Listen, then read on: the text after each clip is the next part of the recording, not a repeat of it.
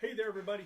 Phil Jr. here, talking to you today. Obviously, we got a new blog post out, but it's a big topic.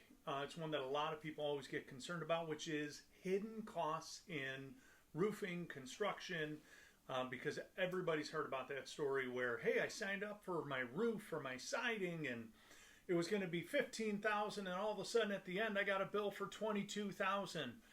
You know, it's a scary thought, and it does happen in this industry. Sometimes for legitimate reasons, sometimes for some not so legitimate reasons. And the goal today in this blog article is to really kind of walk you through those. So, the big thing that we would stress, and I would stress to any homeowner, is before you sign a contract, you need to have a conversation with your contractor about, hey, how are we going to deal with any unforeseen costs before they arise? You want to have this ironed out. Good contractors are going to have no problem doing this for you.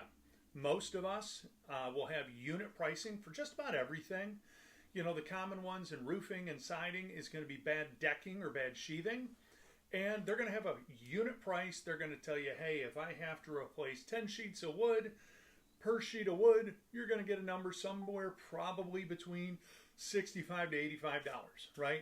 Fascia, very common again, because you know, old tired roofs tend to leak down that fascia board. It can get rotted out.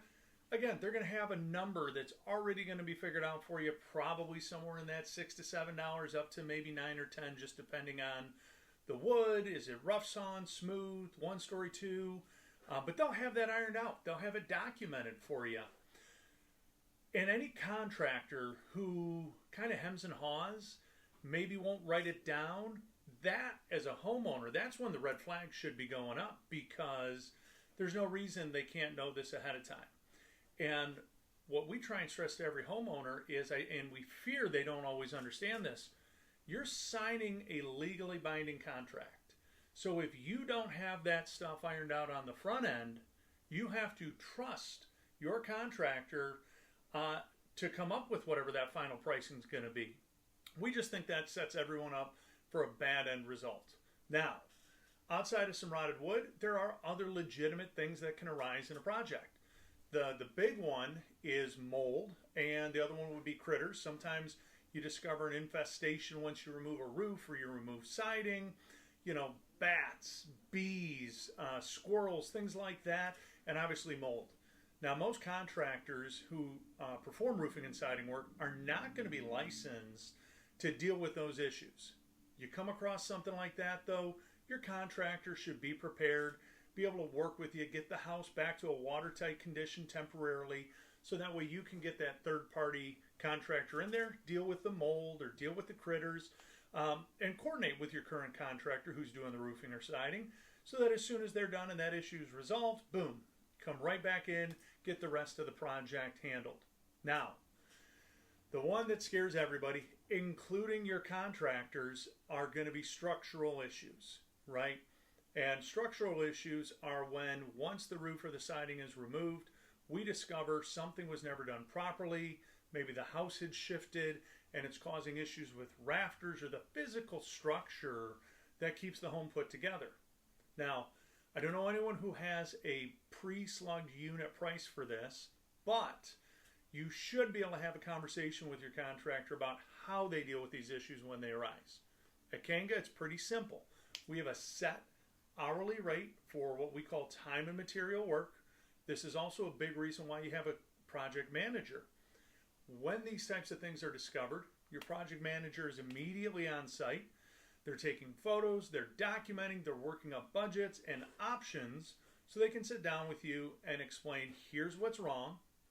Hopefully there's more than one solution on how to correct it according to code, and share with you what those approximate budgets are going to be, and the contractor should be willing to stay within the budgets that they set forth for you. Any contractor who's not willing to do that, again, you as the consumer are really putting yourself in a dangerous situation, and at the end of the project, when that bill comes and it's substantially higher, man, that can lead to some really uncomfortable conversations for both the homeowner and the contractor. Here at Kanga, we don't ever want to do that. We know that unforeseen work is a necessary evil because we're removing things that we can't take apart. we can't see everything just on our inspection, even though we get in the attics. We still can't see everything.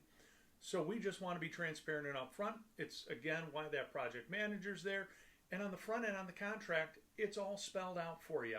So I hope this helps. Hopefully it alleviates some concern and gives you some ammunition as the homeowner to be able to ask these questions and demand these things be written into your contract before you ever say I do to that contractor. Because again, you are entering a legal contract with them.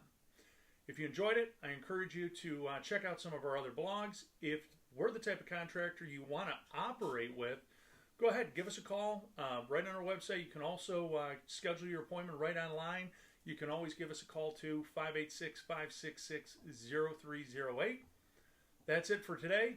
I hope you have a Kangarific day.